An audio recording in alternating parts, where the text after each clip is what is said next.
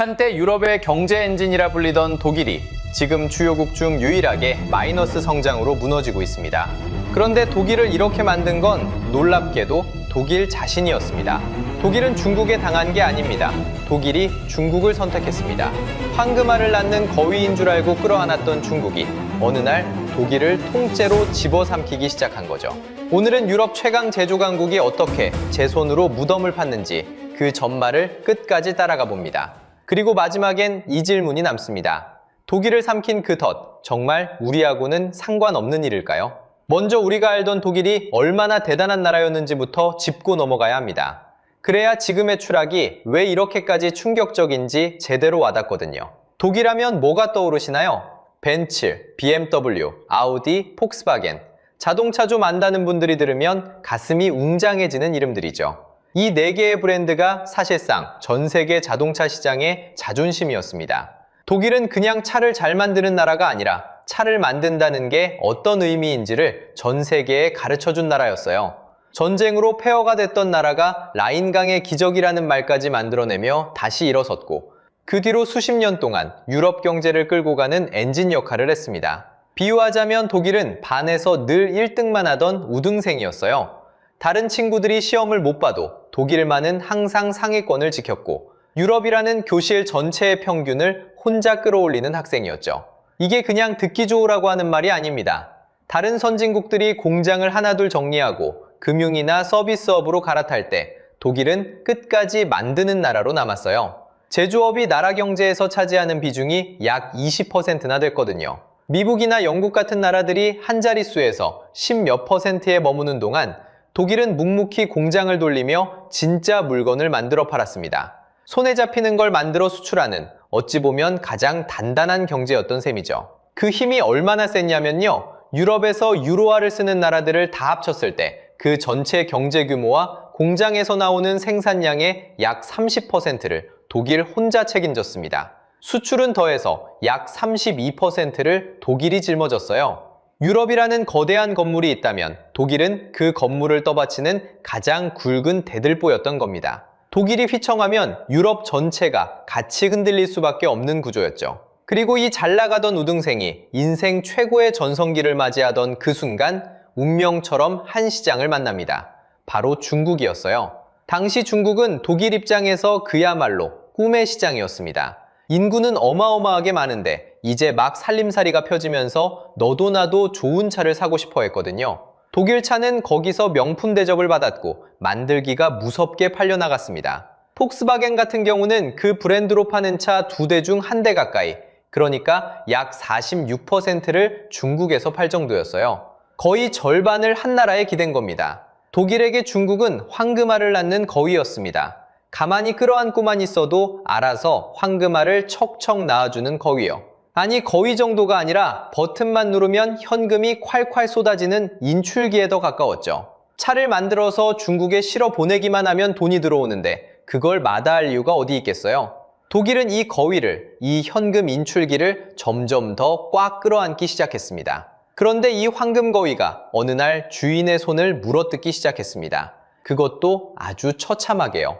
그 결과는 숫자로 고스란히 드러났습니다. 2023년 독일 경제는 마이너스 0.3%로 뒷걸음질 쳤습니다. 한 해 반짝하고 만 게 아닙니다. 2024년에도 또 역성장하면서 2년 연속 쪼그라들었죠. 같은 해 미국이 플러스 2.5%로 멀쩡히 성장하는 동안 주요 7개국 가운데 혼자만 마이너스를 기록한 나라가 바로 독일이었습니다. 옆 나라들은 다 앞으로 가는데 혼자만 뒤로 걸어간 셈이죠. 한때 유럽의 엔진이라 불리던 나라가 이제는 유럽의 병자라는 옛날 별명을 다시 듣게 된 겁니다. 그것도 잠깐 휘청한 게 아니라 산업 생산은 가장 잘 나가던 시절보다 약 15%나 주저앉은 상태였습니다. 가장 먼저 그리고 가장 세게 무너진 건 독일의 자존심, 자동차였습니다. 2024년 한 해 동안 중국에서 벤츠 판매가 약 7%, BMW가 약 13%, 포르쉐는 무려 29%나 빠졌습니다. 현금 인출기였던 중국 시장이 거꾸로 등을 돌린 거죠. 충격은 실적으로 이어졌습니다. BMW의 2024년 영업이익은 1년 만에 약 38% 가까이 줄었고 벤츠도 30% 넘게 쪼그라들었습니다. 잘 팔던 시절 벌어들이던 돈의 3분의 2 수준으로 주저앉은 셈입니다. 상징적인 장면도 있었습니다. 무려 15년 동안 중국 판매 1위를 놓치지 않던 폭스바겐이 2023년 중국 토종업체 비아디에게 그 왕좌를 내준 겁니다. 2008년 이후 처음으로 외국 브랜드가 중국 1위 자리에서 끌려 내려온 순간이었죠. 남의 안방에 들어가 15년을 군림하던 손님이 어느새 그 집 막내한테 밀려난 겁니다. 독일차의 무대였던 중국이 이제는 독일차의 무덤이 되어가고 있었습니다. 그런데 이게 끝이 아닙니다. 진짜 무서운 건 공장과 일자리에서 벌어졌습니다. 1937년 세워진 뒤 87년 동안 독일 안에서 단 한 번도 공장 문을 닫은 적 없던 그 폭스바겐이 2030년까지 무려 3만 5천 명을 줄이기로 했습니다. 국민차로 불리던 골프마저 2027년부터는 독일이 아니라 멕시코 공장에서 만들기로 했고요. 만드는 나라의 자부심이 국경 밖으로 빠져나가기 시작한 겁니다. 이건 한 회사만의 일이 아니었습니다. 독일 자동차 일자리의 약 70%는 수출에 매달려 있는데 그 수출길이 막히자 곧바로 사람이 잘려나갔습니다. 2024년 단 1년 사이 독일 제조업에서 일자리 약 11만 개가 사라졌는데 그중 4만 5천 개가 자동차에서 나왔습니다. 한 해 동안 도시 하나가 통째로 일자리를 잃은 것과 다름없는 규모죠. 버티다 못해 문을 닫는 기업도 급증해서 한 해 파산 건수가 전년보다 25%나 늘었습니다. 잘 나가던 시절 황금알을 안겨주던 중국과의 거래도 이제는 적자만 쌓이는 장사로 바뀌어 대중국 무역 적자는 사상 최대 수준까지 부풀어 올랐습니다. 여기까지만 보면 우리는 자연스럽게 이렇게 생각하게 됩니다. 독일이 중국한테 제대로 당했구나. 거대한 중국 시장에 잡아먹혔구나 하고요. 그런데 정말 충격적인 건 따로 있습니다. 독일을 이렇게 만든 범인이 바깥에서 쳐들어온 적이 아니었다는 겁니다. 그 범인은 다름 아닌 독일 자신이었습니다. 독일은 중국에 당한 게 아닙니다. 독일이 중국을 선택했습니다. 누가 등을 떠민 것도 속아서 끌려간 것도 아니었어요. 두 눈 멀쩡히 뜨고 제 발로 그 안으로 걸어 들어간 겁니다. 이게 왜 충격적이냐면요. 보통 위기가 닥치면 사람들은 뒤로 물러서잖아요. 투자를 줄이고 위험한 곳에서 발을 빼고 비상금을 챙겨두죠. 그런데 독일은 정반대로 움직였습니다. 흔히 하는 말이 있잖아요. 계란을 한 바구니에 담지 말라고. 그런데 독일은 모두가 그 바구니가 너무 위험하다고 말리던 바로 그 시점에 바구니를 줄이기는커녕 오히려 더 키웠거든요. 남은 계란까지 죄다 그 안으로 밀어넣은 겁니다. 숫자로 보면 더 분명해집니다. 2023년 독일의 전체 해외 투자는 오히려 줄어들고 있었습니다. 그런데 유독 중국으로 향하는 직접 투자만큼은 119억 유로로 사상 최대를 기록했어요. 전년보다 더 늘어난 겁니다. 그 결과 독일이 해외에 투자한 돈 가운데 중국이 차지하는 비중이 10.3%까지 치솟았는데 이건 2014년 이후 가장 높은 수치였습니다. 모두가 발을 빼던 곳에 독일은 돈을 더 밀어넣은 거죠. 정치도 마찬가지였습니다. 독일의 지도부는 재임 기간 내내 거의 매년 중국을 찾아갔습니다. 무역과 일자리가 걸려 있으니 중국과의 관계를 틀어주는 게 곧 독일 경제를 지키는 길이라고 믿었던 거예요. 황금알을 낳는 거위를 더 끌어안는 것, 그게 독일의 국가 전략이었던 셈입니다. 그런데 말이죠. 독일이 제 손으로 한 일은 이게 끝이 아니었습니다. 게다가 독일은 자기 생명선까지 제 손으로 끊어버렸습니다. 생명선이 두 개였는데요. 첫 번째는 전기였습니다. 독일은 후쿠시마 사고 이후로 원전을 하나씩 닫아오다가 2023년 4월 마지막으로 남아있던 원전 3기마저 꺼버립니다. 탈원전을 완성한 거죠. 두 번째는 가스였습니다. 전쟁이 터지기 직전 독일은 쓰는 천연가스의 절반이 넘는 약 55%를 러시아에서 받아오고 있었습니다. 그런데 노르트스트림이라는 가스관이 폭발하면서 그 가스를 실어 나르던 능력의 약 75%가 한순간에 사라져버렸어요. 복구도 불가능했고요. 값싼 원전도 끄고 값싼 가스도 끊겼습니다. 결과는 뻔했죠. 독일의 산업용 전기료는 중국이나 미국의 약 2배 수준으로 뛰어올랐습니다. 자, 생각해보세요. 만드는 나라 독일의 가장 큰 무기가 뭐였습니까? 좋은 물건을 합리적인 값에 찍어내는 능력이었잖아요. 그런데 물건을 만드는 데 들어가는 전기값이 경쟁국의 2배라면 그 무기는 이미 무뎌져진 겁니다. 공장을 돌릴수록 손해가 나는 구조가 된 거예요. 그래서 어떤 일이 벌어졌을까요? 독일을 대표하는 화학회사 바스프가 상징적입니다. 이 회사는 2022년 한 해에만 에너지 비용이 약 32억 유로, 우리 돈으로 4조 원 넘게 더 들었습니다. 그것도 그 부담의 대부분이 유럽, 그 중에서도 독일에 몰려 있었어요. 그러니 견딜 재간이 없었겠죠. 바스프는 본국인 독일의 생산 라인부터 줄이기 시작했습니다. 대신 중국 남부에 약 100억 유로를 들여 거대한 새 단지를 짓기로 했고요. 독일 안에서는 에너지 값을 감당 못해 빠져나오고 그 돈을 고스란히 중국에 쏟아붓는 거죠. 독일을 탈출해서 중국으로 간다. 독일 산업의 속살이 이렇게 드러난 겁니다. 그리고 이건 한 회사만의 이야기가 아니었어요. 독일 기업 10곳 중 4곳 가까이가 이미 생산을 줄이거나 아예 해외로 옮기는 걸 검토하고 있었으니까요. 정리하면 이렇습니다. 위험하다는 경고에도 중국의 베팅을 키웠고 동시에 자기 산업의 원가 경쟁력까지 제 손으로 무너뜨렸습니다. 외부의 적이 칼을 들이댄 게 아니라 독일이 스스로 방어막을 하나씩 벗어던진 거예요.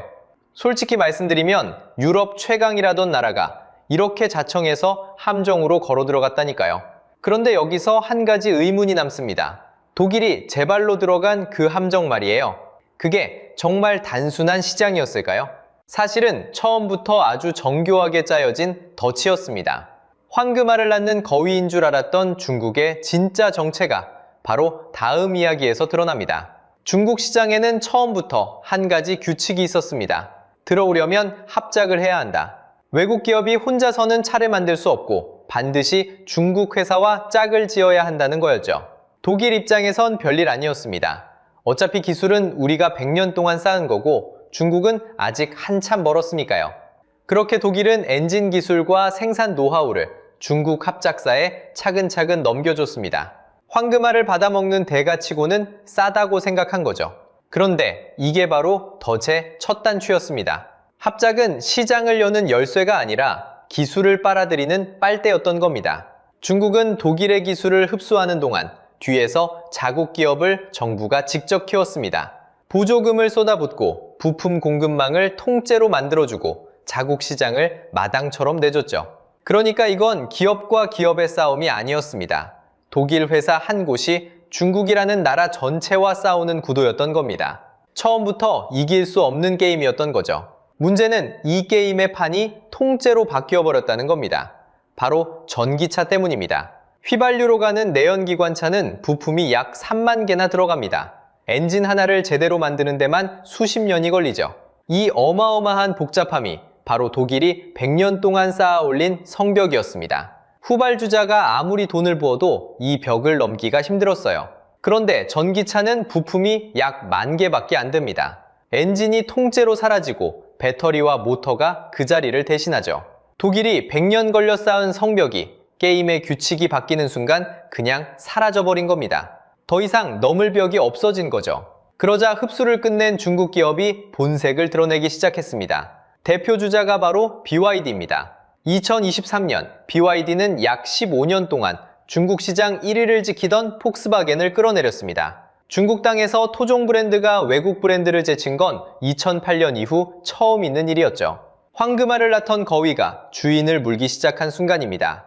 여기서 멈췄다면 그래도 안방 싸움이었을 겁니다. 그런데 진짜 무서운 건 이게 중국 안에서 끝나지 않았다는 거예요. BYD는 2025년 한 해 동안 순수 전기차를 약 226만 대나 팔아치우며 세계 1위 전기차 기업에 올라섰습니다. 그러더니 유럽으로 건너가 월간 신차 등록에서 그 잘나가던 테슬라까지 처음으로 추월해버렸죠. 독일의 기술을 배우던 학생이 이제 독일의 안방인 유럽 시장 한복판에서 주인 행세를 하기 시작한 겁니다. 유럽이 가만히 있었던 건 아닙니다. 이유는 중국산 전기차가 너무 싸게 밀려들자 추가로 관세를 매겼습니다. BYD에는 17%, 회사에 따라서는 최대 35%가 넘는 관세를 붙였죠. 자국 산업을 지키려는 방어막이었습니다. 그런데 중국은 이마저도 가볍게 넘어버립니다. 2025년 10월 BYD가 유럽 한복판인 헝가리에 공장을 돌리기 시작한 겁니다. 유럽 안에서 직접 만들어 팔면 수입품이 아니니까 관세를 매길 수가 없죠. 방어막을 세우자마자 그 안쪽으로 들어와 버린 셈입니다. 실제로 유럽에서 팔린 중국산 순수 전기차는 관세를 맞고도 오히려 60% 넘게 들어 약 23만 대까지 불어났습니다. 자, 이제 처음의 그림을 다시 떠올려 보시죠. 독일은 황금알을 낳는 거위를 끌어안았다고 믿었습니다. 그런데 알을 받아먹으며 정성껏 키우는 동안 그 거위는 슬그머니 용으로 자라고 있었던 겁니다. 그리고 다 자란 용은 알을 주는 대신 주인을 통째로 집어삼키기 시작했죠. 미끼를 던지고 기술을 흡수하고 시장을 역전하더니 이제 독일의 안방까지 역습해 들어온 겁니다. 이건 둘이 사이좋게 이득을 나누는 윈윈이 아니었습니다. 처음부터 끝까지 아주 치밀하게 짜인 한편의 사냥이었던 거죠. 제조협력이라는 간판을 걸었지만 그 안에서 벌어진 건 기술을 통째로 가져가는 무대였던 셈입니다. 여기까지 들으면서 어떤 분들은 통쾌하셨을지도 모릅니다. 그렇게 자만하던 독일이 제 손으로 키운 용에게 당했으니까요. 그런데 이제 가장 불편한 질문을 던질 차례입니다. 독일이 섰던 바로 그 자리에 한국을 넣어보면 어떻게 될까요? 자, 솔직하게 말씀드리겠습니다. 독일 자리에 우리 이름을 넣어보면 마음이 편치 않습니다. 무서울 만큼 비슷한 구석이 보이거든요. 아니, 어떤 면에서는 한국이 독일보다 더 위험합니다. 왜냐고요? 한국은 독일보다 더 만드는 나라이기 때문입니다. 앞에서 독일 제조업이 GDP의 약 20%라고 했죠. 그게 미국이나 영국을 압도하는 수치라고요. 그런데 한국은 그 독일보다도 높습니다. 우리나라 제조업 비중은 GDP의 약 24에서 27%, 선진국 모임인 OECD 안에서 사실상 가장 높은 수준입니다. 다시 말해 독일을 무너뜨린 그 제조업 한우물 구조를 한국이 더 깊게 파고 있다는 뜻입니다. 거울은 거기서 끝나지 않습니다. 우리 제조업이 만드는 물건의 약 58%는 국내가 아니라 해외에서 팔립니다. 그 중에서도 미국과 중국이 차지하는 비중이 약 24.5%나 됩니다. 독일이 15.8%였으니 우리가 두 나라 손에 더 깊이 매달려 있는 셈이죠. 그러니까 두 강대국 사이에 낀 수출 제조 국가라는 독일의 자화상은 사실 한국에 더 정확하게 들어맞습니다. 여기까지 들으면 가슴이 철렁하실 겁니다. 그러면 우리는 독일 다음 차례인 걸까요? 그런데 다행히 결정적인 차이가 두 가지 있습니다. 이 두 가지가 한국과 독일의 운명을 가릅니다. 첫 번째 차이, 한국은 기둥이 하나가 아닙니다. 독일이 왜 그렇게 허무하게 휘청였습니까? 자동차라는 단 하나의 기둥에 나라 전체를 얹어놨기 때문이죠. 그 기둥에 금이 가니까 건물 전체가 흔들린 겁니다. 그런데 한국은 다릅니다. 우리에겐 세계 1등을 다투는 기둥이 여러 개 있습니다. 삼성과 SK 하이닉스가 버티는 메모리 반도체, LG 에너지 솔루션과 삼성 SDI가 끌고 가는 배터리, 그리고 다시 세계를 휩쓸기 시작한 조선까지 한 기둥이 흔들려도 나머지가 받쳐주는 구조라는 거죠. 독일이 거위 한 마리에 모든 걸 걸었다면 우리는 살진 거위가 여러 마리인 셈입니다. 그리고 두 번째 차이가 진짜 중요합니다. 한국은 이미 그 함정에서 먼저 빠져나오고 있었다는 겁니다. 기억하실지 모르겠습니다. 몇 년 전 사드 배치 때 중국이 우리한테 어떻게 했습니까? 한국 제품 불매하고 단체 관광 끊고 롯데 때리고 그때는 정말 속이 쓰렸죠? 그런데 그 따끔한 한 방이 돌이켜보면 우리에겐 예방주사였습니다. 중국 한 곳에만 매달리면 위험하다는 걸 온몸으로 먼저 배운 거죠. 독일이 아직도 깨닫지 못한 교훈을 우리는 그때 비싼 수업료 내고 먼저 익혔습니다. 그래서 한국은 조용히 발을 빼기 시작했습니다. 우리 수출에서 중국이 차지하는 비중을 보세요. 2022년 22.8%였던 게 2024년에는 약 19.5%까지 내려왔습니다. 한 바구니에 담았던 계란을 천천히 다른 바구니로 옮긴 겁니다. 그러더니 2025년 상반기에는 놀라운 일이 벌어집니다. 미국으로 보낸 수출이 602억 달러, 중국으로 보낸 수출이 587억 달러. 미국이 중국을 제치고 우리 최대 수출국 자리에 올라섰습니다. 무려 2003년 이후 처음 있는 일입니다. 20년 넘게 부동의 1위였던 중국 자리를 미국이 바꿔 앉은 거죠. 가장 상징적인 건 현대차입니다. 현대차는 중국에서 정말 쓴맛을 먼저 갔습니다. 한때 100만 대 넘게 팔던 시장에서 점유율이 1.4%까지 추락했고 약 1조 500억 원을 들여지은 충칭 공장을 약 2,900억 원에 헐가스로 넘겨야 했습니다. 공장도 5개에서 2개로 줄였죠. 당시엔 누가 봐도 굴욕적인 후퇴였습니다. 그런데 지금 와서 보면 어떻습니까? 중국이라는 늪에서 일찌감치 발을 뺀 그 결정이 결과적으로 신의 한 수가 됐습니다. 독일 자동차 회사들이 지금 중국에서 못 빠져나와 허우적대는 모습과 정확히 반대죠. 정리하면 이렇습니다. 구조만 놓고 보면 한국은 분명 독일보다 위험한 자리에 서 있었습니다. 더 제조업에 매달리고 두 강대국 손에 더 깊이 의존하니까요. 그런데 우리는 기둥을 여러 개 세워뒀고 무엇보다 그 함정에서 먼저 걸어 나오고 있었습니다. 두 마리 토끼를 다 잡으려다 둘 다 놓친 독일과 달리 우리는 한 마리를 미리 놓아준 셈이죠. 솔직히 여기까지 들으면 한숨 돌리게 됩니다. 휴, 우리는 그래도 미리 대비했구나 하고요. 그런데 말입니다. 안심하기엔 아직 이릅니다. 우리가 믿고 있는 그 여러 개의 기둥 중에서도 가장 단단하고 가장 살진 기둥이 하나 있죠. 바로 반도체입니다. 독일을 삼킨 그 덫이 지금 우리의 가장 단단한 그 방패를 정조준하고 있거든요. 바로 그 방패가 메모리 반도체입니다. 자동차가 흔들려도 한국에는 반도체라는 든든한 기둥이 있으니 괜찮다고 다들 생각하시죠. 그런데 독일이 자동차에서 당했던 그 수법이 지금 우리 반도체를 향해 그대로 다가오고 있습니다. 중국의 CXMT라는 회사가 있습니다. 우리말로 창신 메모리라고 하는 곳인데요. 이 회사가 2025년에 고성능 D램, 그러니까 DDR5와 LPDDR5X라고 부르는 최신 메모리를 직접 양산하기 시작했습니다. 불과 몇 년 전까지만 해도 한참 비춰졌다던 곳인데 지금은 삼성, SK하이닉스와의 기술 격차가 약 1년 수준까지 좁혀졌다는 평가가 나옵니다. 여기서 독일이 떠오르지 않으십니까? 처음엔 한참 아래라고 무시했던 중국 기업이 정부의 전폭적인 지원을 등에 업고 어느 순간 바짝 달아붙어 안방까지 역습하는 그림. 자동차에서 BYD가 했던 일이 지금 반도체에서 똑같은 각본으로 시작되고 있는 겁니다. 그래서 오랫동안 삼성, SK하이닉스, 마이크론 세 곳이 사이좋게 나눠먹던 D램 시장이 앞으로 한두 해 안에 중국까지 끼어든 네 곳 체제로 재편될 수 있다는 경고까지 나오고 있습니다. 독일이 자동차에서 겪은 일이 한국 반도체에서 반복되지 않는다고 누구도 장담할 수 없게 된 거죠. 영상 내내 따라온 비유를 다시 떠올려 보겠습니다. 황금알을 낳는 거위인 줄 알았던 중국이 알을 받아먹는 사이 용으로 자라 주인을 삼켜버렸죠. 독일은 그 용에게 자동차라는 거위 한 마리를 통째로 내줬습니다. 다행히 한국에겐 거위가 여러 마리 있습니다. 반도체, 배터리, 조선. 하지만 바로 그 용이 지금 우리의 가장 살진 거위인 반도체를 노리고 있다는 게 불편한 진실입니다. 그럼 독일처럼 당하고 나서 뒤늦게 움직이면 되지 않냐고요. 독일이 지금 그 길을 보여주고 있습니다. 독일은 2025년에 헌법에 박아뒀던 빚장까지 풀어가며 5천억 유로, 우리 돈으로 약 770조 원짜리 특별기금을 꺼내들었습니다. 어마어마한 돈이죠. 그런데 이 돈은 한 번에 쏟아붓는 게 아니라 무려 12년에 걸쳐 나눠 집행됩니다. 불은 이미 다 타고 잿더미만 남았는데 그제야 소방차가 도착한 셈입니다. 2026년 성장률 전망치도 플러스 1.1%로 돌아서긴 했지만 이 회복의 절반은 그 재정으로 억지로 떠받친 겁니다. 스스로 일어선 게 아니라 링거를 꽂고 겨우 앉은 거죠.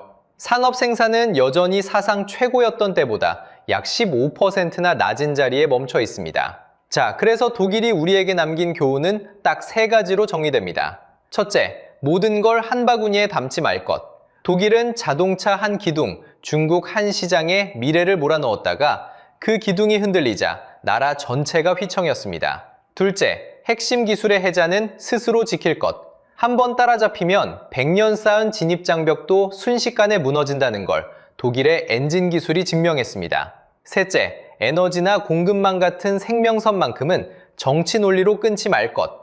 독일은 멀쩡한 원전을 끄고 가스 한 곳에 매달리다 제 손으로 원가 경쟁력을 무너뜨렸었습니다. 만드는 나라에게 값싼 에너지는 곧 목숨줄인데 그 줄을 스스로 잘라낸 셈이죠. 다행인 건 한국은 아직 시간이 있다는 점입니다. 우리는 사드라는 따끔한 예방주사를 먼저 맞았고 중국에 쏠렸던 무게를 먼저 덜어내기 시작했고 무엇보다 기댈 기둥이 여러 개입니다. 독일이 모든 걸 잃고 나서야 배운 교훈을 우리는 아직 멀쩡할 때 미리 읽고 있는 거죠. 독일의 몰락은 우리에게 절망이 아니라 비싼 수업료를 대신 치러준 교과서입니다. 방심하지 않는다면 우리는 분명히 다를 수 있습니다. 여러분은 어떻게 보시나요? 한국은 독일과 정말 다를까요? 아니면 그저 시간 문제일 뿐일까요? 여러분의 생각을 댓글로 남겨주세요. 구독과 좋아요는 이렇게 더 깊은 경제 이야기를 계속 이어가는 가장 큰 힘이 됩니다. 다음 영상에서 또 만나요. 여러분, 최근에 고속버스 타보신 적 있으신가요? 그 터미널, 직원들도 도망쳤습니다. 한 달 매출이 단돈 83만 원이었거든요. 38년을 버틴 터미널이 그렇게 문을 닫았고 지금 전국 161곳이 똑같은 순서를 기다립니다. 그런데 이건 버스가 낡아서가 아닙니다. 우리가 싸게 타온 KTX 표값 뒤에 기울어진 운동장이 숨어 있거든요. 오늘 이 터미널을 무너뜨린 진짜 범인을 끝까지 추적해 보겠습니다. 그 끊긴 버스가 결국 부모님이 병원 가실 때 타시던 그 버스니까요. 한 달 매출 83만 원, 정확히는 83만 6,336원이었습니다. 이게 어느 식당 하루 매출이 아니라 38년 동안 서울의 한쪽을 지켜온 상봉터미널의 마지막 한 달 전체 수입이었습니다. 1985년에 문을 열고 명절마다 사람들로 발 디딜 틈 없던 그곳이 2023년 11월 31일에 조용히 문을 닫았습니다. 83만 원이 얼마나 작은 숫자인지 감이 잘 안 오실 수 있습니다. 우리 동네 편의점이 하루에 버는 돈에도 못 미치는 금액이거든요. 그걸 한 달 내내 터미널 전체가 벌었다는 겁니다. 폐업 직전 하루 평균 이용객은 단 26명이었습니다. 그 넓은 대합실에 하루 종일 26명. 직원들이 먼저 떠난 것도 무리가 아니었습니다. 그러면 여러분 이렇게 생각하실 수 있습니다. 상봉터미널 한 곳이 운이 나빴던 거 아니야? 그런데 숫자를 보면 그렇게 넘길 수가 없습니다. 전국 버스터미널은 2018년 326곳에서 지금은 283곳으로 줄었습니다. 6년 사이에 43곳이 사라진 겁니다. 더 무서운 건 남아있는 283곳 가운데 161곳이, 그러니까 절반이 넘는 곳이 하루 이용객 500명도 안 되는 폐업 위기 상태라는 점입니다. 이게 시골 작은 터미널만의 이야기도 아닙니다. 인구 90만이 넘는 대도시 성남에서도 유일한 종합터미널이 2023년에 한 번 문을 닫았습니다. 다행히 2025년에 다시 열긴 했지만 이용객은 하루 6,700명에서 3,500명으로 거의 반토막이 되었습니다. 한때 줄을 서서 표를 끊던 곳들이 이렇게 하나둘 유령이 되어가고 있는 겁니다. 그런데 이상한 건 이게 버스가 낡거나 사람들이 변덕을 부려서가 아니라는 겁니다. 도대체 명절이면 표 한 장이 하늘의 별 따기였던 이 거대한 산업이 어쩌다 이렇게 됐을까요? 시계를 잠깐 되돌려 보겠습니다. 1970년 서울에서 부산까지 428km를 잇는 경부고속도로가 전 구간 개통됩니다. 그 전까지 꼬박 15시간 걸리던 길이 단 5시간으로 줄었습니다. 이 도로 위를 달리기 시작한 고속버스는 곧 전국을 잇는 동맥이 됐습니다. 명절이면 터미널은 발 디딜 틈이 없었고 표 한 장 구하는 게 그야말로 하늘의 별 따기였죠. 우리 부모님 세대에게 고속버스는 고향으로 가는 가장 빠르고 든든한 길이었습니다. 그런데 이 동맥에 변화가 시작됩니다. 2004년 KTX, 2016년 SRT가 차례로 개통하면서 빠른 철도가 버스가 나르던 사람들을 조금씩 배려가기 시작한 겁니다. 한 해 3,240만 명이 타던 고속버스는 어느새 2,180만 명 수준으로 내려앉았습니다. 1,000만 명이 넘는 승객이 통째로 사라진 셈입니다. 전국을 잇던 동맥이 한 칸 한 칸 유령 노선으로 바뀌어간 거죠. 여기서 한 가지 이상하지 않으십니까? 똑같은 코로나, 똑같은 위기를 겪었는데 말입니다. 철도는 코로나 이전의 99.7%까지 거의 완전히 손님이 돌아왔습니다. 그런데 고속버스는 70%에서 멈춰섰습니다. 같은 충격을 맞았는데 한쪽은 일어섰고 한쪽은 주저앉은 겁니다. 왜 유독 고속버스만 돌아오지 못했을까요? 단순히 KTX가 더 빨라서? 그건 절반의 진실입니다. 나머지 절반, 그 안에 진짜 범인이 숨어 있습니다. 그 나머지 절반, 지금부터가 진짜 범인 이야기입니다. 서울에서 부산까지 KTX 일반실 표값이 얼마인지 아십니까? 59,800원입니다. 그런데 이 가격, 무려 2011년 12월 이후로 14년째 단 한 번도 안 올랐습니다. 14년이면 강산이 한 번 반쯤 바뀌는 시간입니다. 같은 14년 동안 우리 주변 물가는 어땠을까요? 장바구니 물가가 27% 오를 때 KTX 표값은 0원 올랐습니다. 최저임금이 128% 뛰는 동안에도, 전기요금이 182% 치솟는 동안에도 KTX 표값은 그 자리에 그대로 멈춰 있었습니다. 다른 시계는 다 가는데 KTX 요금만 멈춘 시계인 셈입니다. 문제는 그 옆에서 고속버스 요금은 21%, 비행기 요금은 23% 올랐다는 겁니다. 버스는 야금야금 올랐는데 KTX만 묶여 있으니 어떤 일이 벌어질까요?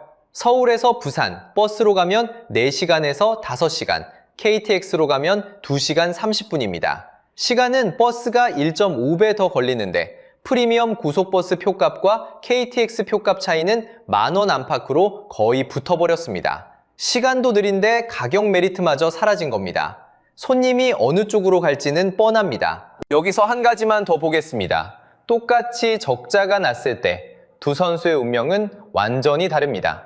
민간 고속버스 회사는 노선에서 적자가 나면 그냥 폐업입니다. 끝입니다. 그런데 KTX를 운영하는 코레일은 누적 부채가 22조 원, 하루에 나가는 이자만 11억 원을 안고도 적자가 나면 국가가 뒤에서 떠받쳐줍니다. 한 선수는 발목에 모래주머니를 차고 뛰고 다른 선수는 국가가 등을 떠밀어주는 운동장. 이걸 공정한 경쟁이라고 부를 수 있을까요? 이게 한국만의 사정인가 싶어 해외를 봤습니다. 우리 KTX 요금을 100이라고 치면 일본 신칸센은 148, 프랑스 TGV는 234, 독일 ICE는 305입니다. 한국 고속철 요금이 해외의 절반에서 3분의 1 수준인 거죠. 누군가에겐 고마운 일이지만 그 싼 표값을 떠받치는 구조가 옆에 있던 버스 산업의 등을 떠밀고 있었던 겁니다. 그런데 진짜 무서운 건 따로 있습니다. 요금만이 범인이라면 차라리 단순한데 그 밑에는 더 근본적인 두 개의 층이 깔려 있거든요. 첫 번째 층은 사람입니다. 정확히는 버스를 탈 사람이 사라지고 있다는 겁니다. 003 영상에서 가장 많은 공감을 받은 댓글은 요금 이야기가 아니었습니다. 고향에 갈 일이 없어졌다는 말이었죠.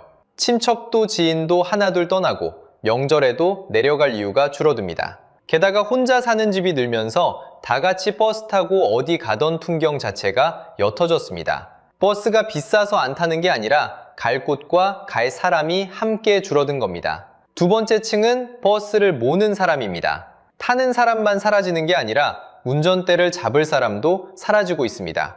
2023년 기준 고속버스 기사의 평균 나이는 51.3세입니다. 우리나라 전체 산업 평균이 43.8세인 걸 생각하면 한참 더 나이 든 분들이 핸들을 잡고 계신 셈이죠. 젊은 사람은 들어오지 않고 계신 분들은 함께 나이 들어갑니다.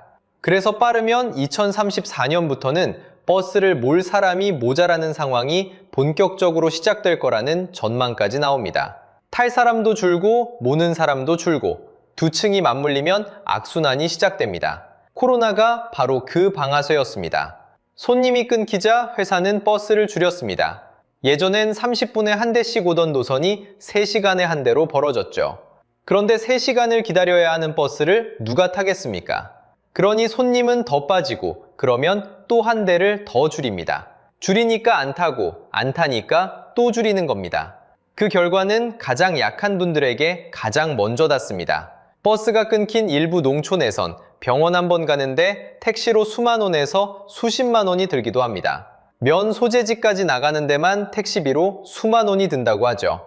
누군가에겐 표값 몇천 원 차이지만 누군가에겐 버스 한 대가 끊기느냐 마느냐가 곧 병원에 갈 수 있느냐 없느냐의 문제입니다.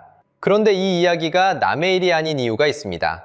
이 청구서, 결국 우리에게 돌아오거든요. 지금부터가 진짜 우리 이야기입니다. 지금까지 들으면서 그래도 난 KTX 타니까 상관없지 라고 생각하셨다면 잠깐만요.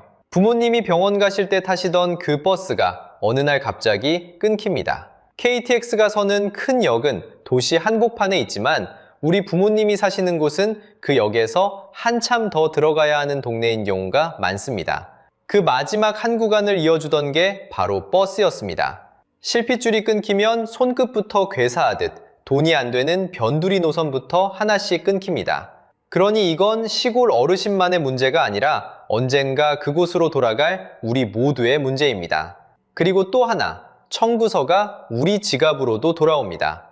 정부는 버스가 망하게 둘 수 없으니 세금으로 적자를 메우는데요.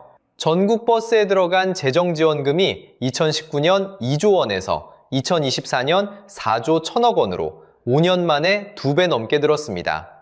그런데 정작 버스를 타는 승객은 같은 기간 오히려 12.6% 줄었습니다. 돈은 2배로 쏟아붓는데 타는 사람은 줄어드는 이 밑빛 빠진 독을 결국 우리 세금이 채우고 있는 겁니다. 당장 서울 시내버스 한 곳에만 적자를 메우는데 1년에 8,900억 원가량이 들어갑니다. 이렇게 버티기만 하다가는 끊기는 노선은 노선대로 늘고 세금은 세금대로 세워나갑니다. 그럼 답이 없는 걸까요? 그렇지 않습니다. 막기만 해선 안 되고 기울어진 운동장 자체를 바로잡아야 합니다. 다행히 변화는 이미 시작됐습니다. 2025년 12월 돈이 안 돼도 끊으면 안 되는 길을 국가가 책임지는 필수 노선법이 실제로 만들어졌습니다. 멈춰있던 고속버스 요금도 평균 12.1%씩 단계적으로 오르기 시작했습니다. 일본처럼 버스는 가격으로, 철도는 속도로 각자의 자리를 지키게 균형만 맞춰줘도 무너지는 속도는 충분히 늦출 수 있습니다. 83만 원짜리 유령 터미널은 버스가 낡아서 생긴 게 아니었습니다. 14년째 묶인 KTX 요금이 만든 기울어진 운동장에 사람이 줄어드는 인구 소멸까지 겹친 결과였습니다. 그리고 그 청구서는 내 고향 버스로, 부모님의 병원길로, 그리고 우리가 내는 세금으로 돌아옵니다. 여러분의 고향에는 아직 그 버스가 다니고 있나요? 댓글로 들려주세요. 구독은 이런 이야기를 계속 끝까지 추적하는데 큰 힘이 됩니다.